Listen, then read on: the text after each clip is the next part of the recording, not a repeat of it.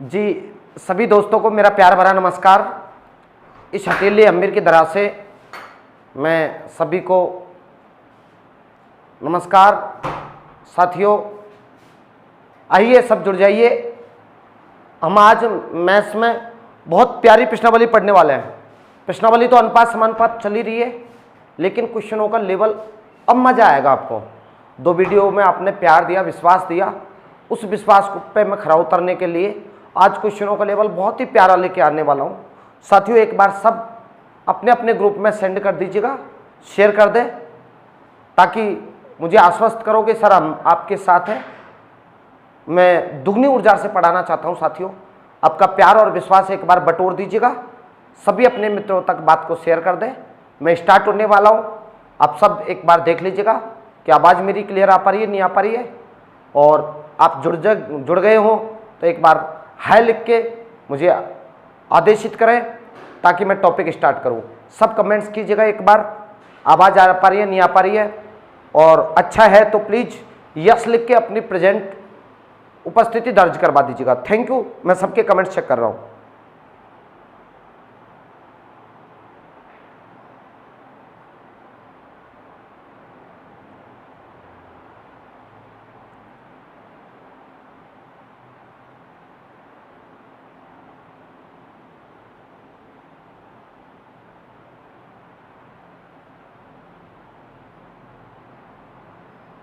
जी दोस्तों सब जुड़ गए। आइए पहला क्वेश्चन आज का, क्वेश्चन नंबर 35 हमने कल कर चुके थे। क्वेश्चन नंबर 36 पे आप लोगों को समझाने का प्रयास। देखना क्वेश्चन नंबर 36 कितना प्यारा क्वेश्चन है और मोस्ट सवाल है, एसएससी में पूछा हुआ सवाल है। देखना कितना प्यारा सवाल आपके सामने। क्वेश्चन नंबर 36 बहुत ही प्यारा सवाल है दोस्तों, प्लीज सब ध्यान से पढ़ना। अब कमेंट्स करना बंद कीजिएगा, क्वेश्चन पढ़िए और आंसर देने का प्रयास करना। बहुत प्यारे क्वेश्चन है, आज क्वेश्चनों का लेवल बहुत ही अच्छा है। देखना, अनुपात P अनुपात Q प्राप्त करने के लिए X अनुपात Y के प्रत्येक पद में किस संख्या को जोड़ा जाए। कितना प्यारा सवाल है, तुम्हारी कसम ये सवाल है, एसएससी में पूछा हुआ है और मुझ सवाल है, इसको अच्छे ढंग से समझना है। सवाल ने क्या बोला, P अनुपात Q प्राप्त करने के लिए P not equal Q, P और Q बराबर नहीं है, X और Y के प्रत्येक पद में, X और Y इन दोनों के प्रत्येक पद में क्या जोड़ा जाए। माना कि इसमें भी मैंने K जोड़ दिया और इसमें भी मैंने क्या जोड़ दिया, K। मुझे कौन सा अनुपात प्राप्त करना है, P अनुपात Q। तो बताओ प्रत्येक पद में क्या जोड़ा जाए, मुझे K की वैल्यू निकालनी है। मुझे किसका मान निकालना है साथियों, K का मान निकालना है। अब बताओ किस संख्या को जोड़ा जाए, मुझे K की वैल्यू बतानी है, क्योंकि मैंने प्रत्येक में क्या जोड़ा है, K। क्वेश्चन की क्वालिटी देखना और पुनः समझाने का प्रयास में शुरू से मेरा कोशिश रहेगी कि मैं सवाल को बिल्कुल जीरो लेवल से पढ़ाऊं।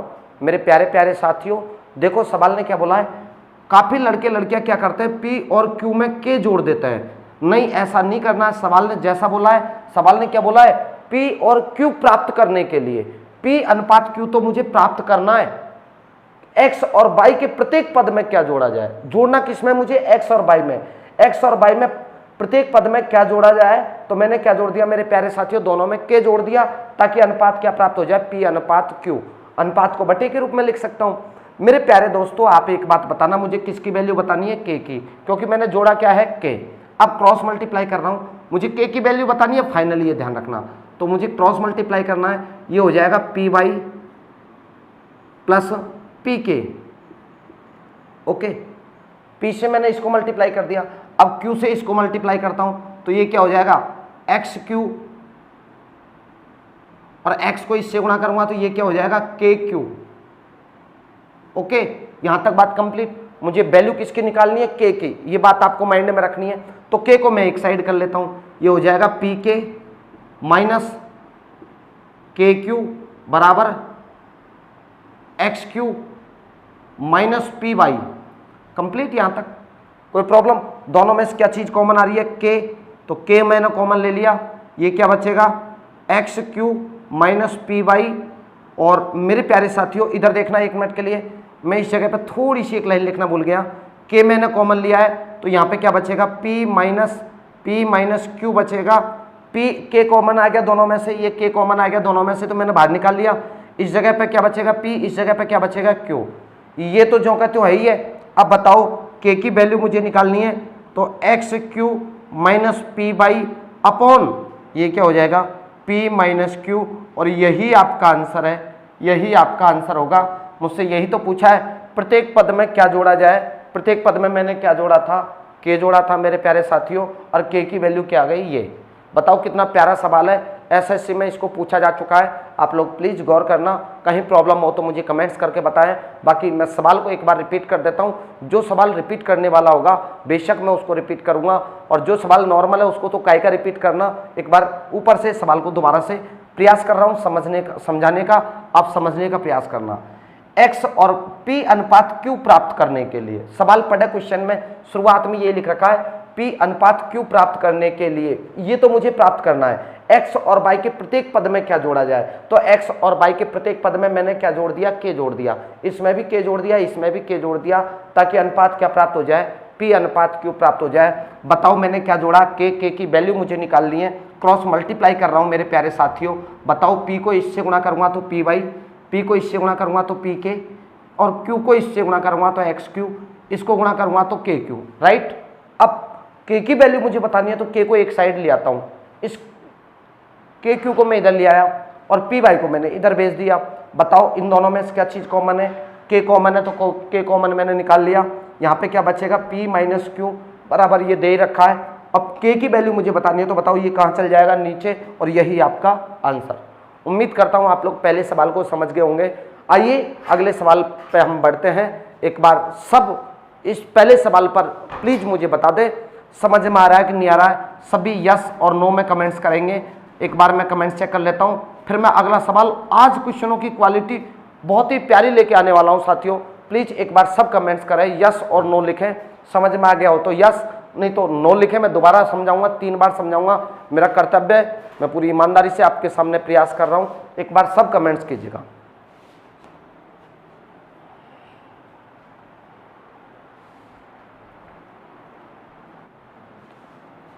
तो बिल्कुल थैंक यू दोस्तों, सबके समझ में आ रहा है और मेरा प्रयास कामयाब हो रहा है। धीरे धीरे हम लोग आगे बढ़ रहे हैं। आपका प्यार और विश्वास जीतने के लिए हम मेहनत कर रहे हैं। कुछ विद्यार्थियों के बहुत अच्छे सपोर्ट आ रहे हैं, वो वीडियो को शेयर भी करते हैं। कुछ एक ऐसे होते हैं जिनको कितना भी बोल लो उन पर कोई इफेक्ट ही नहीं पड़ता, बट खैर जो भी है आपकी मर्जी, मेरी तो अर्जी है।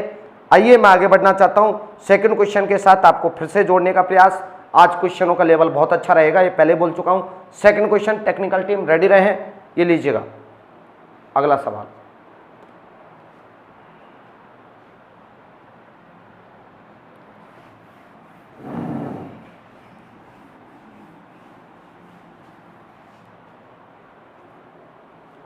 Question number 37।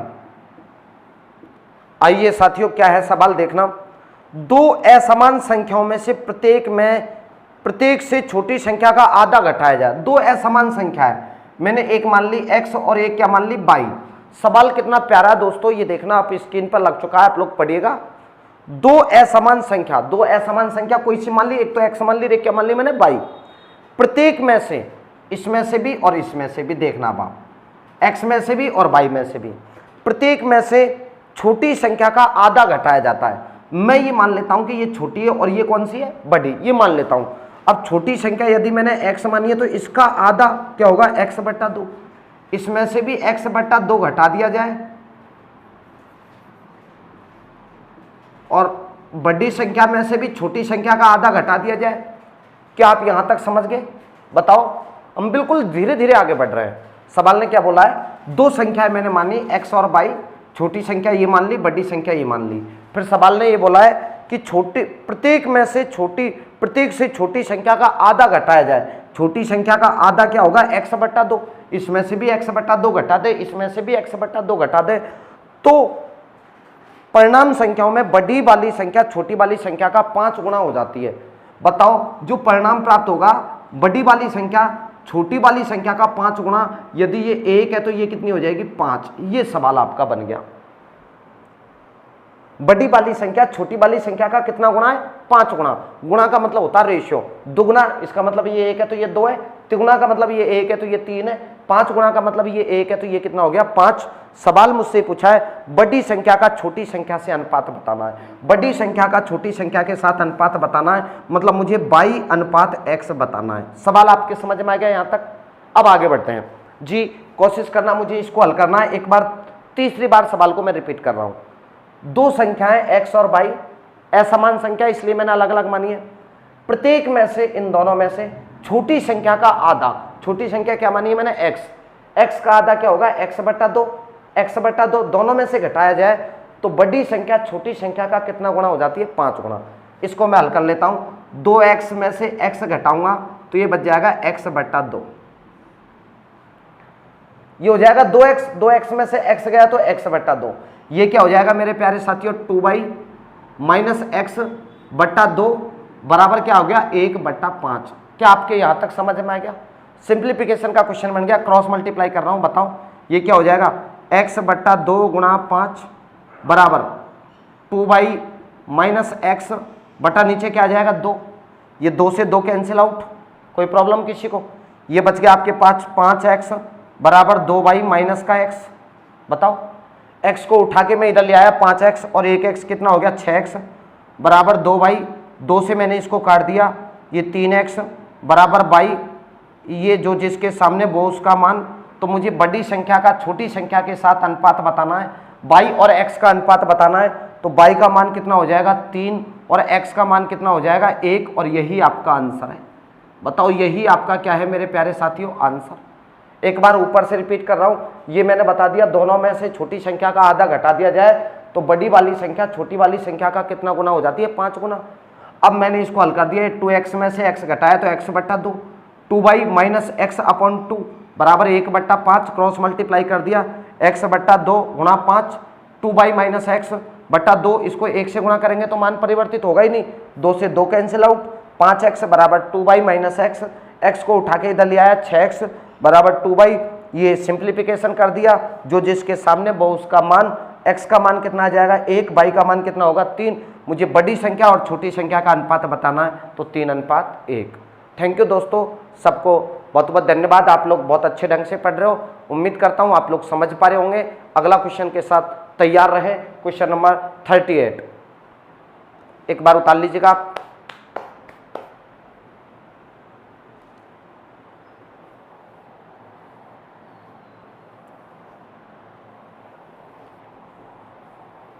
कितनी भयंकर गर्मी पड़ रही है और उसमें भी हम लोग पढ़ रहे हैं और पढ़ा रहे हैं।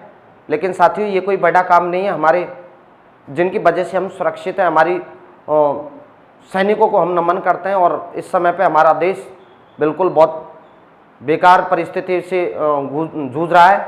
एक तो कोरोना महामारी, दूसरी तरफ चीन ने भी आक्रमण कर दिया। हालांकि हमें गर्व है हमारी सेना पर कि वो पीछे हटने वाली नहीं है और मुकाबला उसका करेगी और उसको जवाब भी देगी। आप लोग तो केवल घर पे बैठ के पढ़ रहे हो साथियों, इन परिस्थितियों से घबराना नहीं है। आइएगा अगले सवाल के साथ, क्वेश्चन नंबर 38।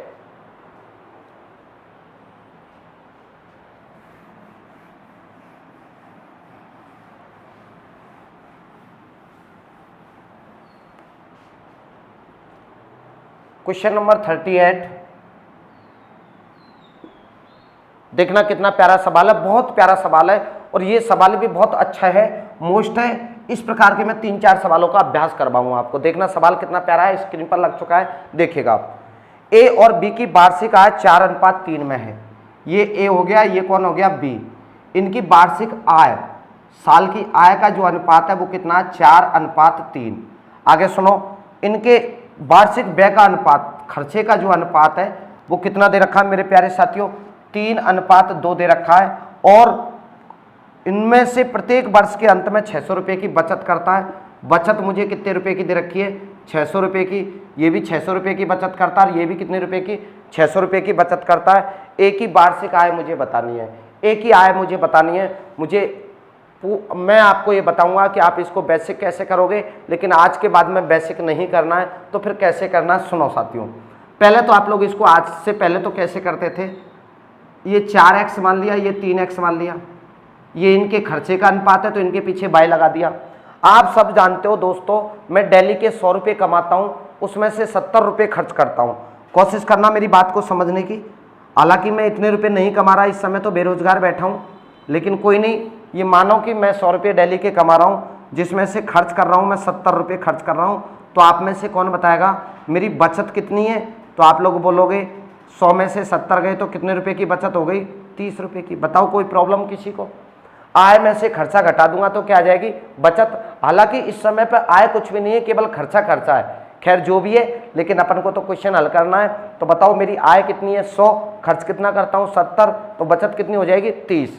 मेरे प्यारे साथियों, अब सवाल को आप जैसे पहले हल करते थे वैसे ही मैं हल करके बता रहा हूँ। बाद में एग्जाम में कैसे हल करना ये भी मैं आपको बताऊंगा। ए की आय, ये तो मैंने लिख दिया ए, और ये क्या लिख दिया मैंने? बी। ए की आय कितनी है? 4x। ए का खर्चा कितना है? 3y, और ये घटा देता हूं तो कितने रुपए आने चाहिए? 600। आय में से खर्चा घटा दिया तो क्या आनी चाहिए? बचत।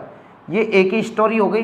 बी की स्टोरी पढ़ता हूं, 3x, ये इसका खर्चा हो गया कितना? 2y, और ये इसकी बचत कितनी हो गई? 600। बताओ किसी के मन में कोई डाउट? अब मुझे क्या करना है मेरे प्यारे साथियों? अब मुझे क्या करना है? चलो ये क्रॉस मल्टीप्लाई के बजाय आप इसको यूँ करो, इधर देखना 1 मिनट के लिए, इस सवाल को बेसिक से ही उड़ाते हैं। पहले बेसिक क्या कहता है? 4x माइनस का 3y बराबर 600, ये आपका समीकरण नंबर 1। ओके। दूसरा क्या कह रहा है? 3x माइनस का 2y बराबर 600, और ये समीकरण नंबर 2। 10th क्लास में आपने ऐसे ही पास हुए होंगे, और बेसिक यही है इसका ओरिजिनल। आप में से कौन बताएगा? मुझे किसका मान निकालना है? आय बतानी है ए की। सवाल में यही तो बोला है। बताओ ए की वार्षिक आय कितनी है? मतलब मुझे 4x का मान बताना है। तो x की वैल्यू कितनी होगी? इस चीज़ की मुझे नीड है, x की वैल्यू मुझे निकालनी है। तो y का मान समान कर देता हूँ। इस जगह y का मान कितना है? 3। इस जगह y का मान कितना मेरे प्यारे साथियों? 2। इस जगह y का मान 3, इस जगह y का मान 2। तो इसको तो गुणा कर देता हूँ 2 से, और इसको किससे गुणा कर देता हूँ? 3 से। राइट। देखना ये क्या हो जाएगा? 4 दूनी 8, 3 दूनी 6, ये कितना हो गया? 1200। उसको 3 से गुणा करता हूँ तो 3 3 9, ये कितना हो जाएगा? 3 दूनी 6, और ये हो जाएगा 6 3 18। घटाने पर नीचे की संख्याओं के चिन्ह बदल जाते हैं, तो ये कैंसिल आउट हो जाएगा, क्योंकि ये प्लस का ये माइनस का। ये क्या बचेगा? -x बराबर -600। माइनस से माइनस कैंसिल आउट, तो x की वैल्यू कितनी आ गई? 600। अब मुझे क्या बताना साथियों? ए की आय। तो आप में से कौन बताएगा ए की आय कितनी हो जाएगी प्यारे साथियों? कितनी x है? 4x है। तो 4 गुणा x का मान कितना आ गया? 600। और आप लोग क्या लिखोगे? 2400।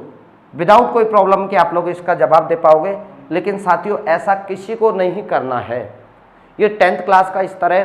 काश आप 10th क्लास में होते तो मैं इस सवाल को ऐसे ही बताता, लेकिन हम कंपटीशन में है। इसका एक छोटा सा लॉजिक मैं आपको बता देता हूँ, और सवाल को फास्टली आंसर करने का तरीका भी आपको बता देता हूँ।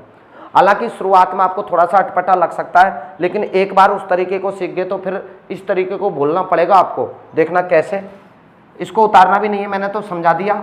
आपको वही तरीका उतारना है जो करना है। जिस रास्ते हमको जाना ही नहीं है मत उतारो उसको।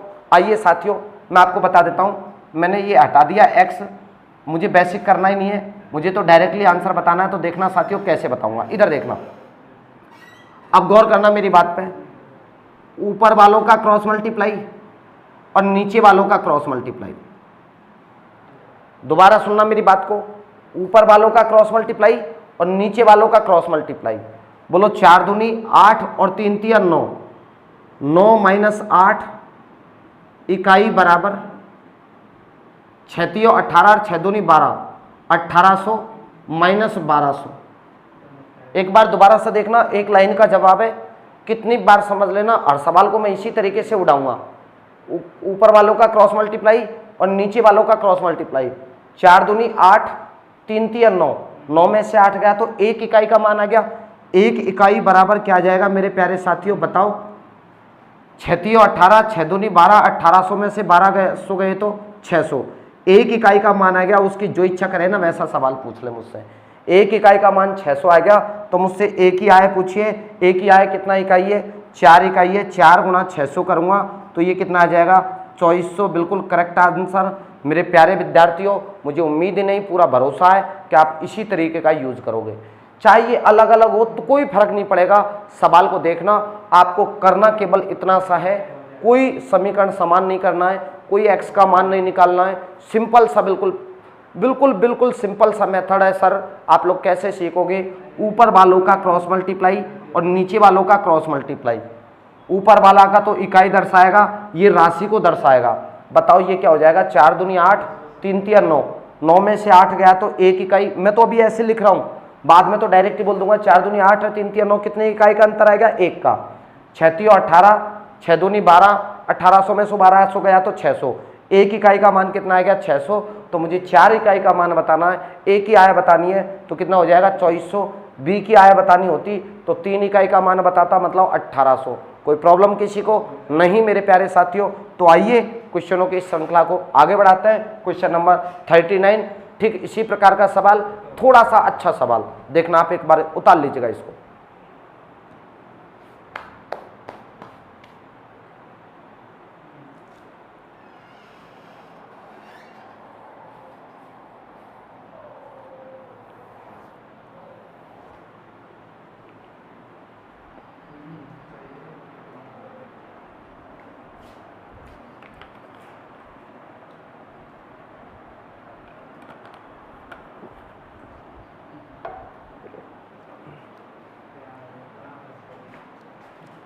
इसके बाद में क्वेश्चन नंबर 39, ठीक इसी प्रकार का और अच्छा अभ्यास कर लेते हैं। आप देखना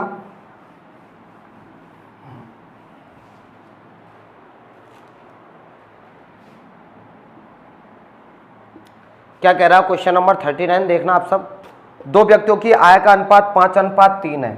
दो व्यक्ति है, कोई भी मान लिया मैंने ए और बी दो व्यक्ति है, इनकी आय का अनुपात है कितना है मेरे प्यारे साथियों? ये मैं यहाँ लिख देता हूँ, मुझे कितना दे रखा है? 5:3 दे रखा है। ओके दोस्तों, और इनके व्यय का अनुपात, खर्च का अनुपात दे रखा है, बताओ कितना है? ये 9 अनुपात कितना है? 5 है। और इनकी बचत, अब देखो ये पूरे अलग अलग आ गए, कोई बात नहीं। ये कितने रुपए की बचत करता है? 1300 की। और ये कितने की बचत करता है? 900 रुपये की बचत करता है। प्रत्येक की आय बताओ, मुझे प्रत्येक की आय बतानी है, ए की भी आय बतानी है, बी की भी आय बतानी है। एक लाइन का जवाब है, ऊपर वालों का क्रॉस मल्टीप्लाई और नीचे वालों का क्रॉस मल्टीप्लाई। आप लोग बिल्कुल बिना किसी प्रॉब्लम के 9 तियो 27 माइनस 50 25, ऊपर वाले को तो क्या बोलोगे? इकाई, नीचे वाले को राशि, नाम 8100 माइनस 13 पंजो 6500। बिल्कुल सिंपल हो गया।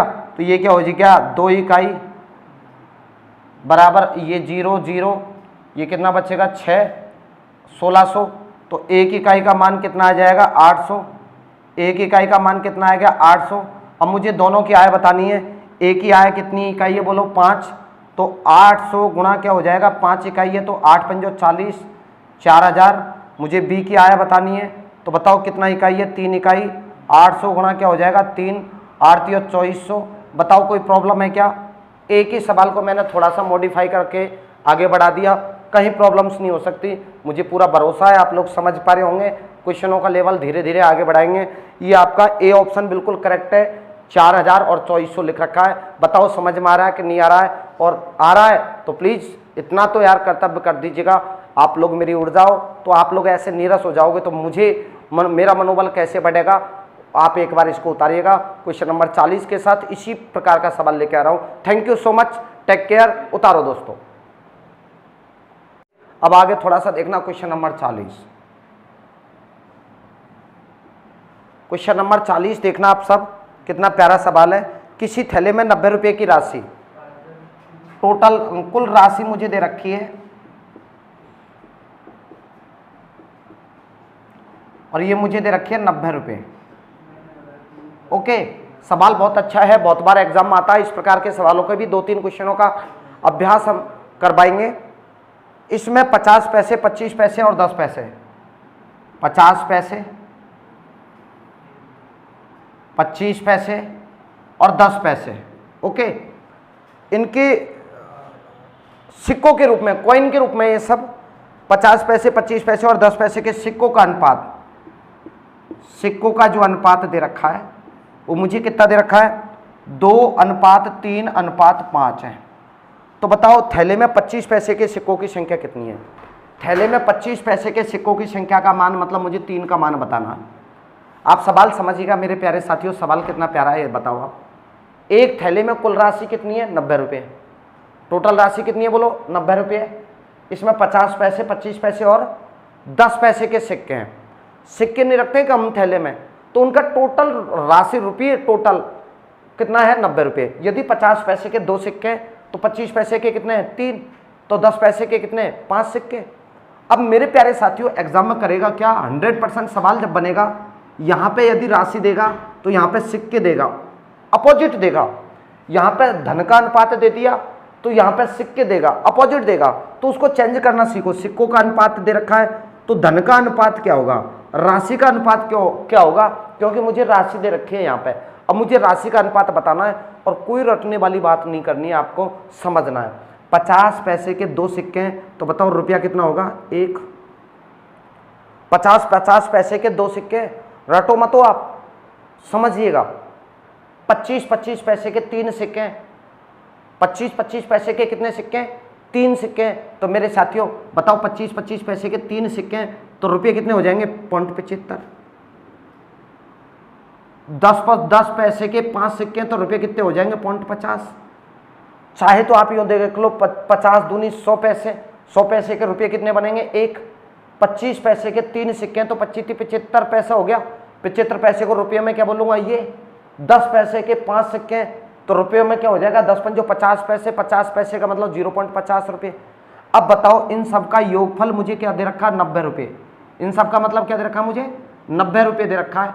आइए साथियों ये कितना हो जाएगा? ये हो जाएगा 50 और 50, 100, 1 और 1, 2, 2.25। 2.25 इकाई बराबर क्या दे रखा है मेरे प्यारे साथियों? 90 रुपये। तो बताओ एक इकाई का मान कितना आ जाएगा? एक इकाई का मान कितना आ जाएगा?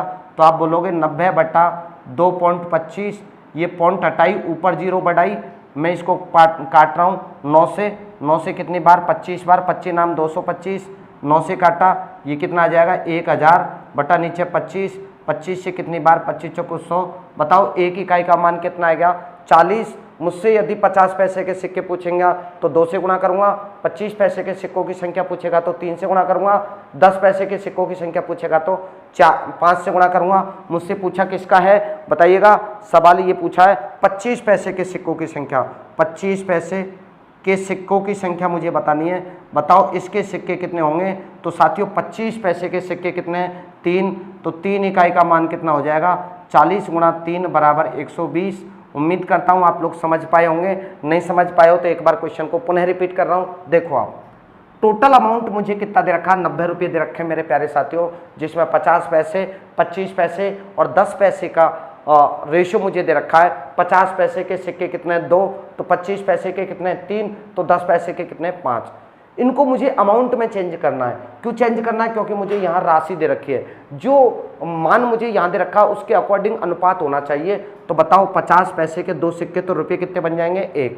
25 पैसे के 3 तो बताओ रुपये कितने बनेंगे? 0.75। ये पॉइंट आपको दिख रहा होगा, नहीं दिख रहा तो मैं थोड़ा मोटा कर देता हूँ। 10 पैसे के 5 सिक्के तो 10 पंजो 50। बताओ राशि कितनी हो जाएगी? 0.50। इन सब का योगफल कितना हो जाएगा? 2.25 बराबर 90 रुपये। तो एक इकाई का मान 40। मुझसे पूछा 25 पैसे के सिक्के कितने हैं? तो 3। ये 40 थे 120। एक बार उतारिएगा और अगले सवाल के साथ तैयार रहना। अगला सवाल भी ठीक इसी प्रकार का सवाल है।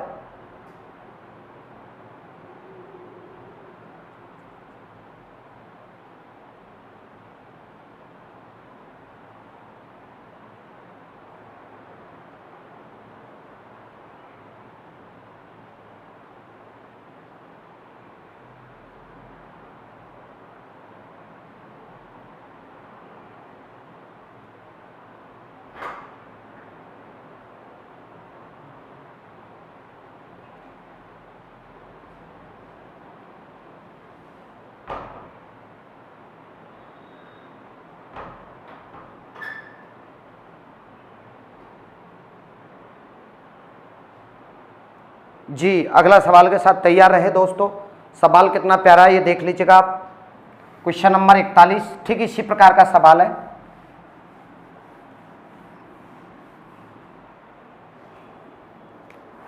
क्वेश्चन नंबर 41, क्वेश्चन नंबर 41 देखेंगे आप सब।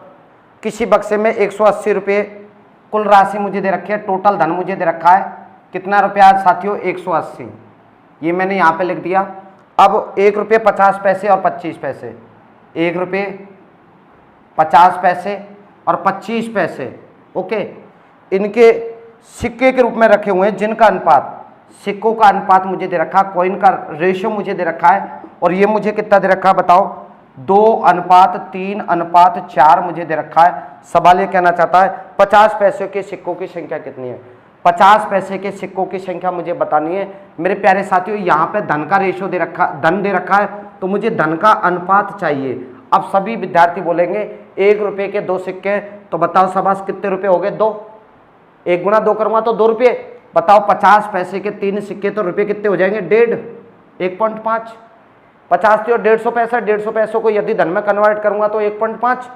25 पैसे के 4 सिक्के हैं, तो बताओ रुपया कितना होगा, 25 चौको 100, 100 पैसे का मतलब 1 रुपये। इन सब का योगफल, इन सब का योगफल कितना दे रखा है, 180 रुपये।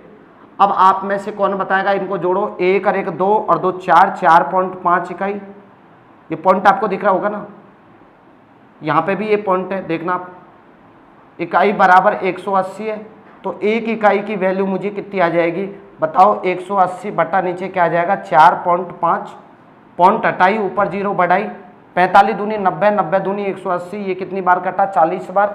बिल्कुल पहले भी 40 बार कटा था, 45 दूनी 90, 90 दूनी 180, तो ये 40 बार। सवाल मुझसे पूछा है बताओ 50 पैसे के सिक्कों की संख्या, 50 पैसे के सिक्के मुझे बताना है, तो प्लीज़ एक बार आप सब बताएंगे कितना आएगा। 50 पैसे के सिक्के कितने, 3, तो 40 गुणा 3 करूँगा तो ये आपका आंसर कितना हो जाएगा, 120, करेक्ट आंसर। बिल्कुल पहले वाला सवाल ही हो गया है, तो थोड़ा सा बस इनमें चेंजेस किया है, बाकी सवाल पहले वाला ही है। आइएगा, उसमें भी 120 ही आंसर आया था, इसमें भी 120 ही आंसर है। तो मैं एक और सवाल का इसके साथ प्रैक्टिस करवा देता हूँ। सब एक बात गौर करना, देखना साथियों कितना प्यारा सवाल है। एक बार उतार लीजिएगा इसको, साथ के साथ ही उतारते जाया करो, नोटबुक लेके बैठो, समझते जाए साथ के साथ। और पढ़ने का मैं आपको एक पैटर्न बता रहा हूँ, आप लाइनिंग वाली कॉपी मत लाया करो, खाली पेपर आप इधर देख रहे हो, लिख रहे हो, नीचे हो। बड़ा मजा आएगा जब साथ के साथ 2-2 3-3 काम हम टीवी पे नहीं करते हैं कि टीवी देखते जाते हैं, खाना खाते जाते हैं, मोबाइल पे मैसेज आ गया तो पढ़ते जाते हैं, बहुत सारे काम एक साथ कर सकते हो। देखिएगा आगे अगला क्वेश्चन,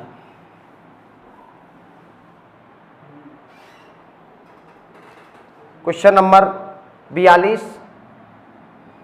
देखना कितना प्यारा सवाल है साथियों। किसी बॉक्स में 1 रुपये 50 पैसे, बताओ 1 रुपये और 50 पैसे कि कुल मिलाकर 210 सिक्के हैं। कुल सिक्के मुझे दे रखे हैं, कॉइन दे रखे हैं मेरे प्यारे साथियों, देखना कुल सिक्के कितने दे रखे हैं, 210। बताओ कोई प्रॉब्लम। अब की बार यहाँ पे क्या दे रखा है, धन नहीं दे रखा, सिक्के दे रखा है, कोई नहीं, देने दो। तो इनके मानों का अनुपात, मान का मतलब इनके धन का अनुपात दे रखा 13:11 है। तो बताओ 1 रुपये के सिक्कों की संख्या कितनी होगी। 1 रुपये के सिक्कों की संख्या मुझे बतानी है, इसलिए मुझे यहाँ सिक्कों का अनुपात बताना है। मैंने आपको पहले बोल दिया अपोजिट देगा, यहाँ सिक्का दिया है तो यहाँ धन का अनुपात देगा, यहाँ धन देगा तो सिक्के का अनुपात देगा। बस चेंज करना सीख जाओ आप, धन के अनुपात को सिक्के के अनुपात में कैसे चेंज करेंगे, कोई ट्रिक याद नहीं करनी है, अपने आप से पूछो आप। 1 रुपये के 13 रुपये हो रहे हैं, 1 रुपये के कितने रुपये हो रहे हैं, 13। ये कब होंगे, जब कितने सिक्के होंगे, 13 सिक्के होंगे तब। 50 पैसे के सिक्के कितने, सॉरी 50 पैसे के राशि कितनी हो रही है, 11 रुपये। तो बताओ सिक्के कितने हो जाएंगे, 22, क्योंकि 2 सिक्कों को मिलाकर 1 रुपया बनता है। और ऐसे याद नहीं रहे तो 1 रुपये वाले को 1 से गुणा करते हैं, 50 पैसे वाले को 2 से गुणा करते हैं, 25 पैसे वाले को 4 से गुणा करते हैं, 10 पैसे वाले को 10 से गुणा करते हैं। बताओ कोई प्रॉब्लम हो आप लोगों को दोबारा, लेकिन ये गुणा करना वाली बात है ना, आपको याद नहीं रह सकती, अपने आप से पूछो आप। 1 रुपये के 13 रुपये हो रहे हैं, 1 रुपये के, बताओ सिक्के कितने होने चाहिए, 13 सिक्के होंगे तभी तो 1 रुपये के 13 सिक्के हुए, तभी तो 13 रुपये हुए। बताओ 50 पैसे के 11 रुपये हो रहे हैं मेरे पास, धन 11 ही तो है, तो सिक्के कितने होंगे, 22। बताओ इन दोनों का योगफल मुझे क्या दे रखा है, 210। ये हो जाएगा 3 और 2 5, 35 इकाई बराबर 210 है। तो 1 इकाई बराबर 3 और 2 5, 35 इकाई, बराबर 210 बटा नीचे क्या आ जाएगा 35। 5 से काट दिया, 7 से काट दिया, 7 तो 21, 7 पंजो 35, ये कितनी बार 6 बार। बताओ एक इकाई का मान कितना 6। अब सवाल में ये पूछा है 1 रुपये वाले सिक्कों की संख्या कितनी है। 1 रुपये वाले सिक्के, 1 रुपये वाले सिक्के कितने हैं 13। तो बताओ 1 रुपये के सिक्के कितने हैं, ये मुझे बताना है। 1 रुपये के सिक्के कितने हैं, तो 1 रुपये के कितने सिक्के हैं 13। 13 गुणा क्या कर दूंगा 6, 13 6 78। आपका करेक्ट आंसर 78 होता है। आइएगा साथियों, ये आपको मैंने एक ही पैटर्न के 3 सवाल समझाए। अब थोड़ा सा लेवल आगे बढ़ाना चाहता हूं, आप एक बार उतारिएगा। आज क्वेश्चन बहुत प्यारे लेके आया हूं, 42 क्वेश्चन हो गए, 3 क्वेश्चन एक टाइप के, आगे के टाइप चेंज कर रहा हूं। थैंक यू सो मच, एक बार उतारिएगा। तो साथियों देखिएगा क्वेश्चन नंबर 43। अब हम थोड़ा सा लेवल बढ़ा रहे हैं, क्वेश्चन अच्छा लिख रहे हैं, आप समझने का प्रयास करना। क्वेश्चन नंबर 43 स्क्रीन पर लग चुका है, आप समझने की कोशिश करना। 2 बर्तनों में दूध और पानी का अनुपात, मिल्क और वाटर। ये मिल्क हो गया और ये क्या है मेरे प्यारे साथियों वाटर। पहला बर्तन ये है और दूसरा बर्तन ये है। पहले बर्तन में दूध और पानी का अनुपात 1:2 है और दूसरे में क्या दे रखा मुझे 2:3 है। ये 2 है तो ये कितना है 3 है। सवाल ने ये बोला है कि यदि दोनों बर्तनों में 1:1 के अनुपात में मिलाया जाए तो नए मिश्रण में दूध और पानी का अनुपात क्या होगा। जो नया मिश्रण में उसमें दूध और पानी का अनुपात मुझे बताना है। 1:1 से क्या समझते हो आप। यदि ये 10 किलो मिलाता हूं तो ये भी 10 किलो मिलाता हूं, ये है सवाल। कोई जरूरी नहीं है सवाल यूं आए 1:1। सवाल ये भी आ सकता है दोनों की समान मात्रा मिलाई जाए तो बताओ नए मिश्रण में दूध और पानी का अनुपात क्या होगा। 1:1 का मतलब यही हो गया, यदि ये 10 किलो मिलाते हैं तो ये भी 10 किलो, ये 20 किलो, तो ये क्वेश्चन की भूमिका को समझो आप। सवाल ने क्या बात बोली और सवाल क्या बात बोलना चाह रहा है। आप कोई बात को रटेंगे नहीं, कोई ट्रिक होती नहीं है, सवाल की मूल जड़ तक पहुंचने की कोशिश करो। देखो दोस्तों, मेरे पास 2 बर्तन है, 2 बर्तन है, एक में तो दूध और पानी का अनुपात 1 लीटर दूध है तो पानी कितना है 2। अब गुजरन का कमेंट्स करना बंद कर दो, पहले सवाल पर गौर करो, गणपत देखना। दूसरे में क्या है दूध और पानी का अनुपात क्या है 2:3। पहले दूध 2 है तो पानी कितना है 3। इन दोनों की समान मात्रा मिलाई जाती है। 1:1 का मतलब यही हो गया, यदि ये 50 किलो लेता हूं तो ये भी कितना लेता हूं 50 किलो। फिर नया जो मिश्रण बनता है उसमें दूध और पानी का रेशियो मुझे बताना है।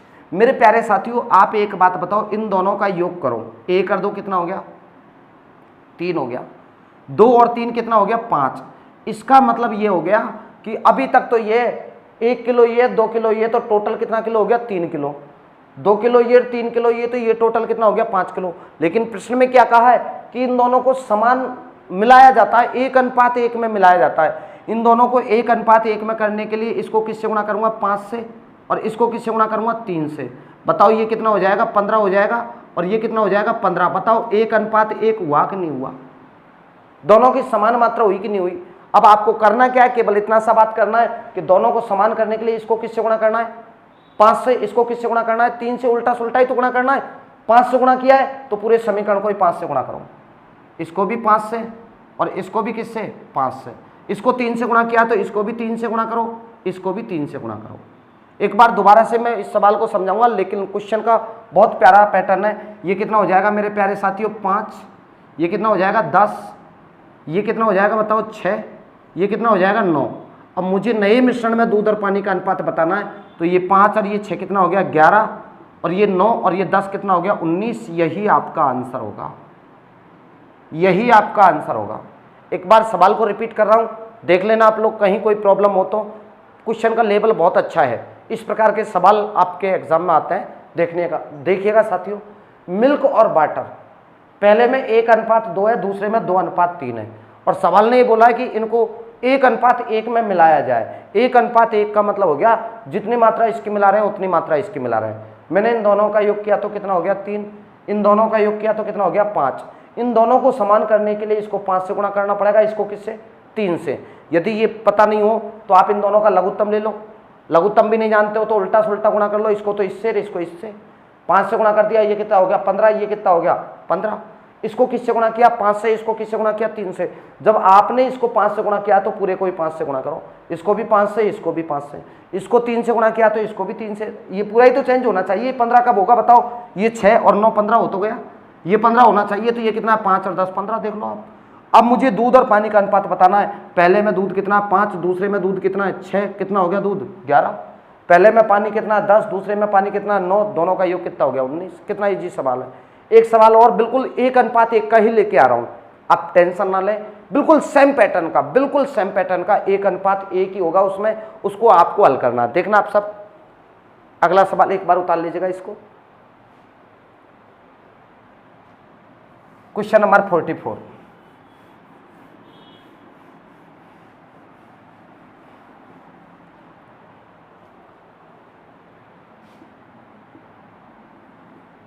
क्वेश्चन नंबर 44 क्या कह रहा है देखना।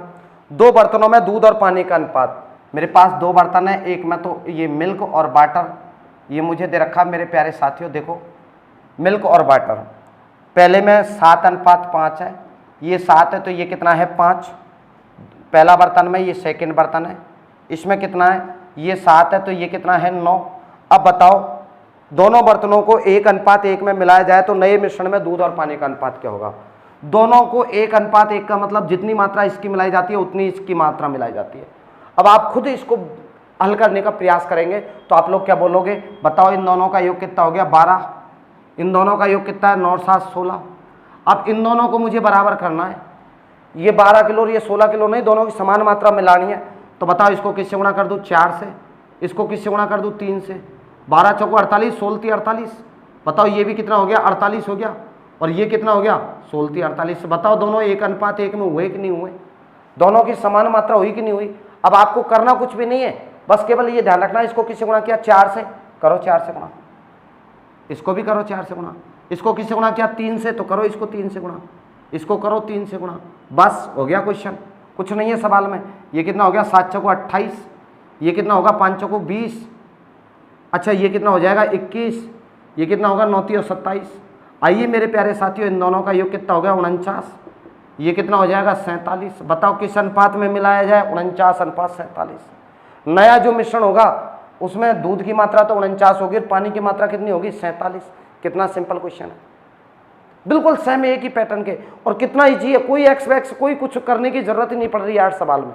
कितना प्यारा सवाल हो गया, केवल ये बात का पता लगाना इसको किससे गुणा करना है, इसको किससे गुणा करना है। जिसको इससे गुणा किया है पूरे को इससे गुणा करो, इसको जिससे गुणा किया है पूरे को इससे गुणा करो, जोड़ दो बस, ये लो। आइए अगला सवाल मैं थोड़ा सा मॉडिफाई करता हूं, उसमें 1:1 की जगह थोड़ा सा चेंज कर देता हूं ताकि आपके दिमाग में कोई कंफ्यूजन ना रहे। आइएगा साथियों, मैं अगला सवाल के साथ तैयार हूं, आप लोग उतारिएगा।